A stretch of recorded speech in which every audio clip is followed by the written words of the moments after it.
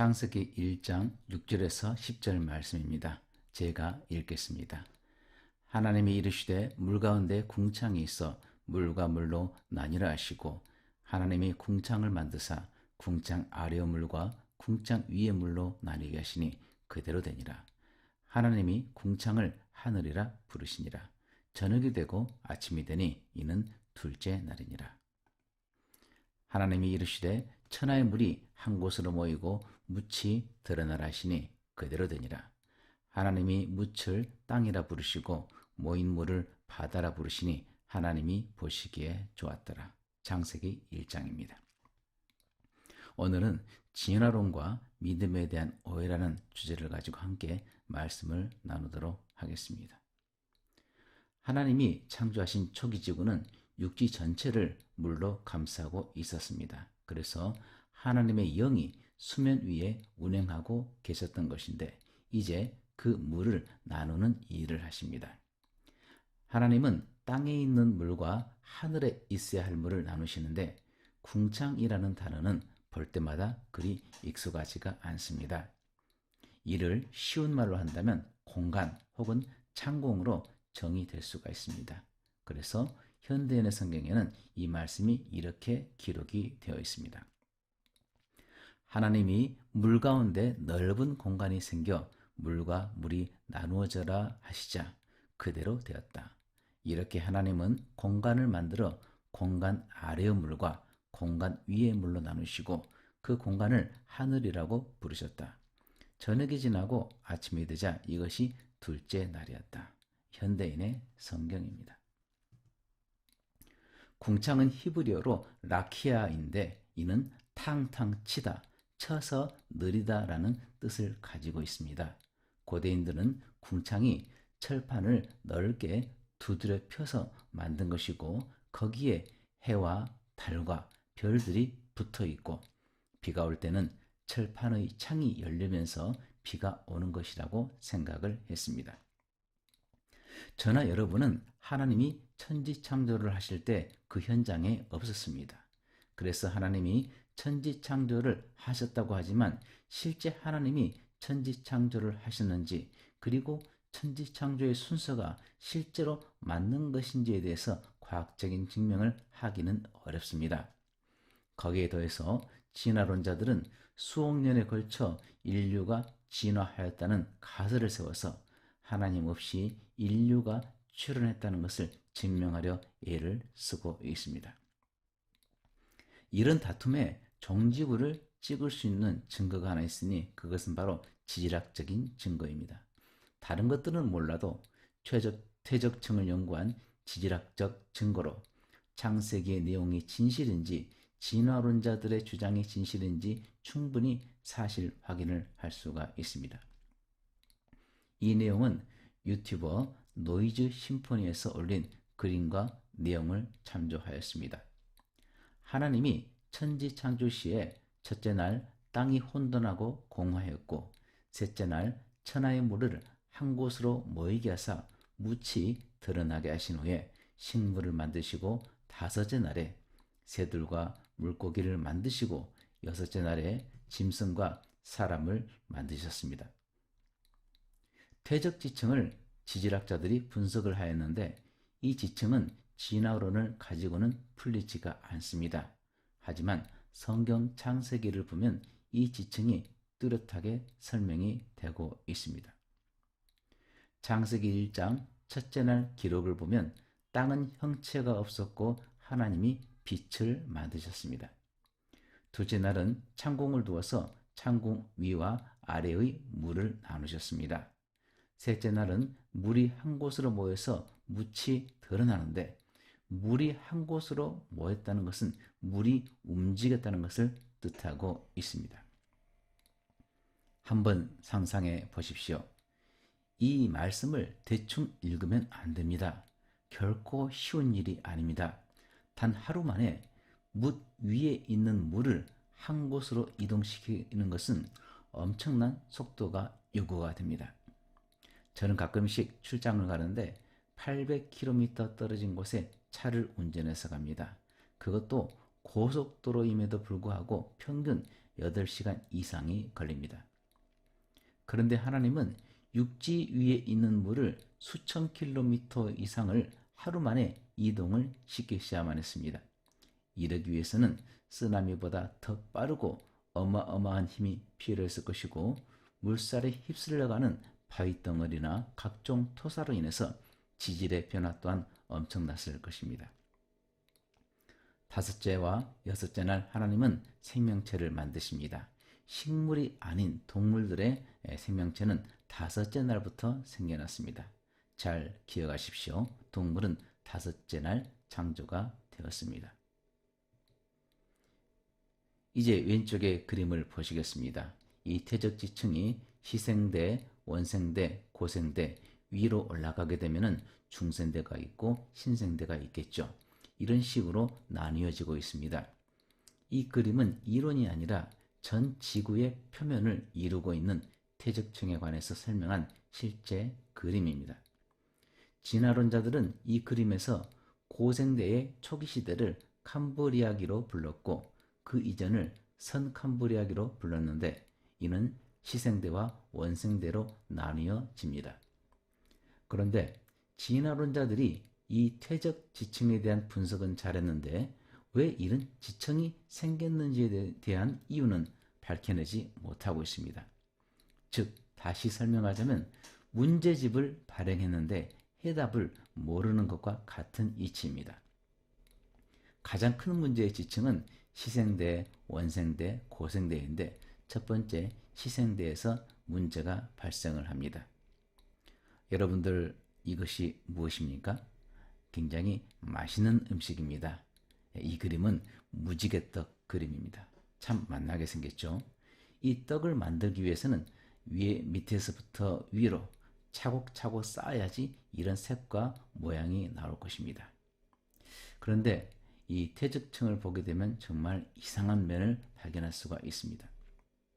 진화론에서는 이 시생대가 가장 오래된 지층이라고 주장하는데, 이상하게 반듯한 퇴적 지층이 없고, 더 이상한 것은 단 한 개의 화석도 발견되지 않는다는 것입니다.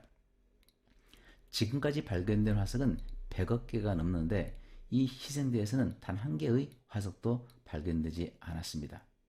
그럼 왜 시생대에서는 무지개떡과 같은 퇴적층이 발견되지 않습니까? 그 이유를 진화론자들은 설명하지 못하고 있습니다. 하지만 성경에서는 이에 대해 창세기 1장 2절에서 잘 설명되어 있습니다. 지구는 아무 형태도 없이 텅 비어 흑암에 쌓인 채 물로 뒤덮여 있었고, 하나님의 영은 수면에 활동하고 계셨다. 아무런 생명체도 없습니다.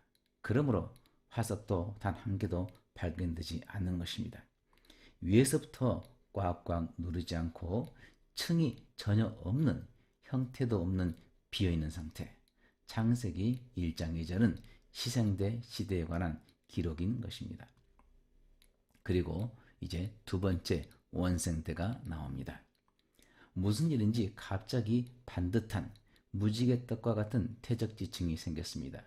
그런데 여전히 시생대와 같이 단 한 개의 화석도 발견이 되지를 않습니다. 정리한다면 퇴적지층은 있지만 생명체는 아직까지 존재하지 않았다는 뜻입니다.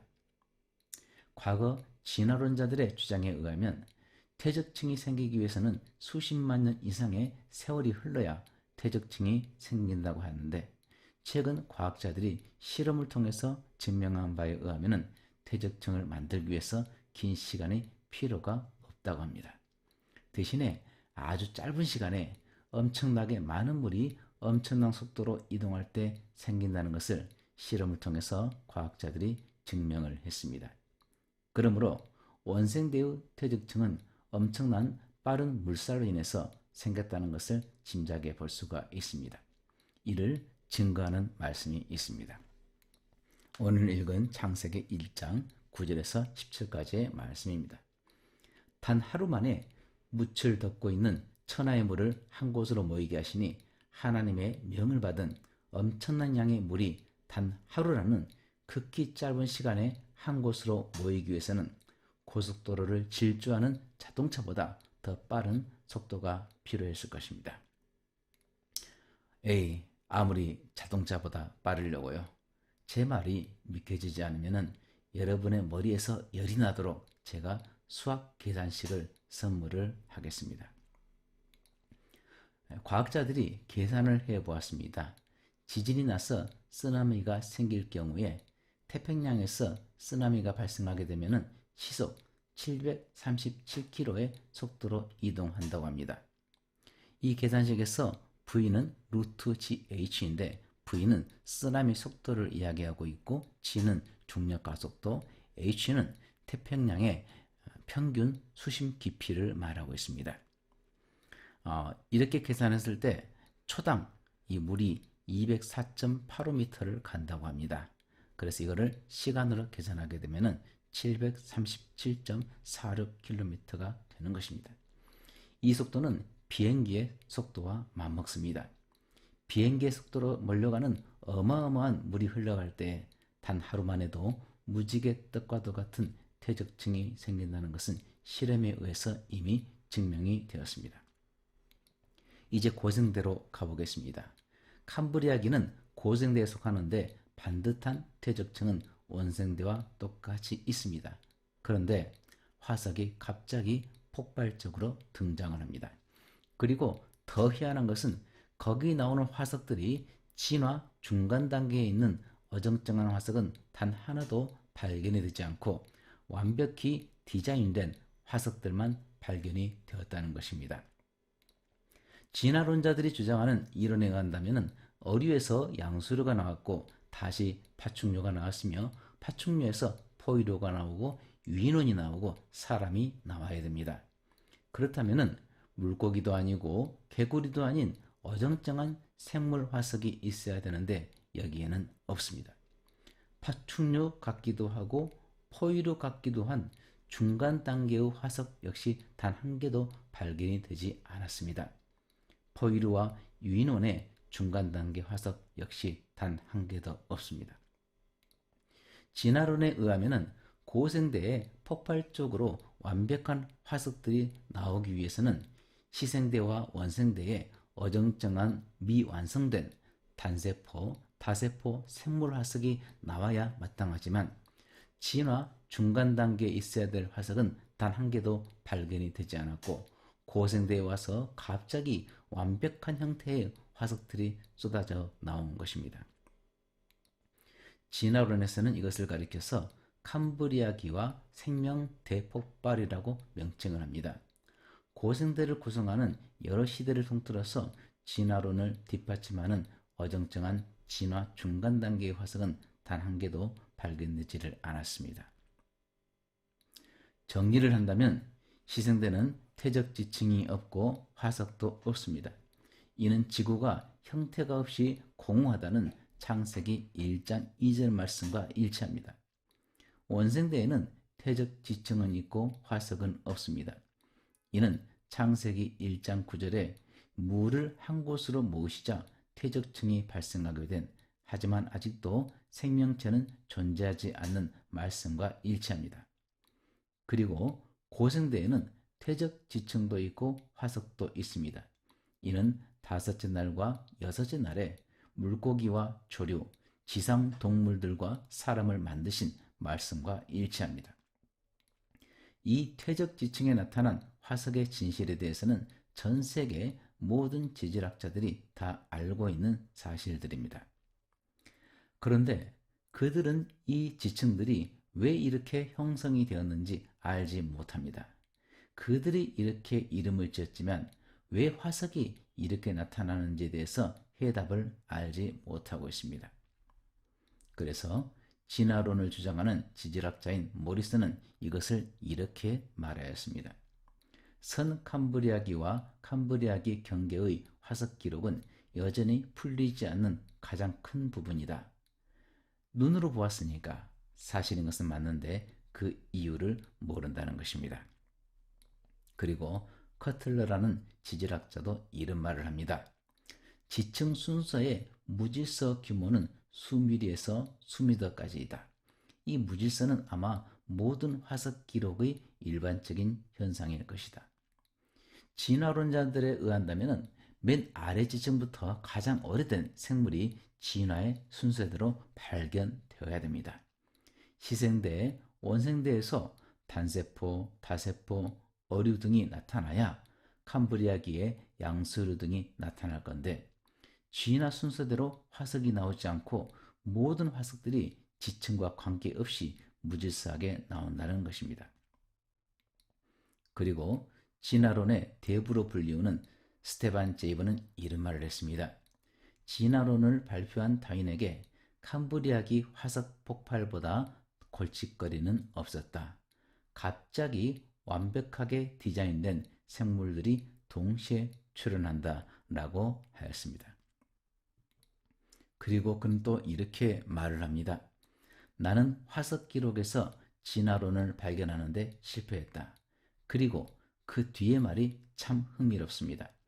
우리는 우리가 희망하는 증거가 없었기 때문에 계속 부담을 받고 있다. 진화론은 가설을 먼저 만들어 놓고 그 가설을 따라 어떤 증거가 발견되기를 희망하는 학설입니다. 그러나 안타깝게도 진화론자들의 가설을 뒷받침할 증거는 단 하나도 발견이 되지 않고 오히려 진화론을 반대하는 지질학적 증거만이 나온 것입니다.